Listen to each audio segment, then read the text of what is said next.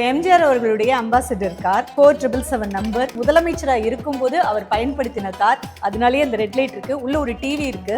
So இந்த car வந்து குண்டு துளைக்காத புல்லட் ப்ரூஃப் காரா இந்த காரை வந்து ரெடி பண்ணியிருக்காங்க. எல்லாரும் நாய் வளர்ப்பாங்க, பூனை வளர்ப்பாங்க, ஆனா எம்ஜிஆர் வந்து சிங்கத்தை வளர்த்துருக்காரு. நிஜமாவே இறந்ததுக்கு அப்புறம் அப்படி நின்று கர்ஜிக்கிற மாதிரியே எம்பால்மிங் பண்ணி பதப்படுத்தி வச்சிருக்காங்க. 60 வருஷத்துக்கு மேல ஆகுது. வால் அவர் ப்ராக்டிஸ் பண்ண இப்படி சில படத்துலலாம் இப்படி அப்படியே வளைச்சு வச்சிருப்பார் கையில். ஓகே, அவர் திரைப்படங்கள்ல பயன்படுத்தின வால்.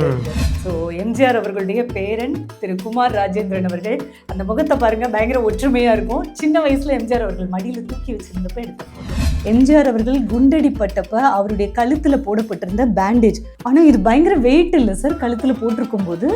அது டிவி, இது ரெண்டும் டிவி, குட்டி டிவி பாருங்க. ஜப்பான்ல வாங்கின குட்டி டிவி. ரூம் ஏதோ பயங்கர அமைதியாக இருக்கிற மாதிரி ஃபீல் ஆகுது சார். எல்லா ரூமுக்கு போகும்போதும் வேறு மாதிரி ஒரு ஃபீலுங்க ஜென்ரலாக. பட் இந்த ரூமுக்குள்ள வரும்போது ஒரு மாதிரி ஒரு அமைதியாக ஒரு ஃபீலிங் இருக்குது. அதே காலத்தில் வரவேற்கிறதுக்காக சார் ஜென்ரலாக உங்களுக்கும் அப்படி ஃபீல் ஆகுதா இல்லையா? எம்ஜிஆர் அவர்களுடைய அறை, அவருடைய சேர், அவரோட தொப்பி, அவர் பயன்படுத்தின புத்தகங்கள், கர்ச்சீஃப், நோட்பேட், டெலஃபோன். ஒரு முதலமைச்சர்னா 2 வண்டி வச்சிருக்கணும், ஒரு எமர்ஜென்சினா இன்னொரு வண்டி அதே மாதிரி வண்டி வச்சிருக்கணும், பாதுகாப்பு காரணங்களுக்காக. ஸோ அந்த வண்டி கூட அவர் வந்து சொந்தமாக அவர் வாங்கலை, ஏன்னா அவர்கிட்ட இப்போ பணம் இல்லை. முதலமைச்சர் எம்ஜிஆர்கிட்ட பணம் இல்லையா? அவர் ஷார்ட்டாக கொஞ்சம் ஹைட்டு கம்மியாக இருக்காருன்னு சொல்லி அவருக்கு எப்போவுமே ஒரு தாழ்வு மனப்பான்மை இருக்கும். ஸோ அவர் நிறைய வாட்டி டாக்டர்கிட்டலாம் கேட்டிருப்பார் போல.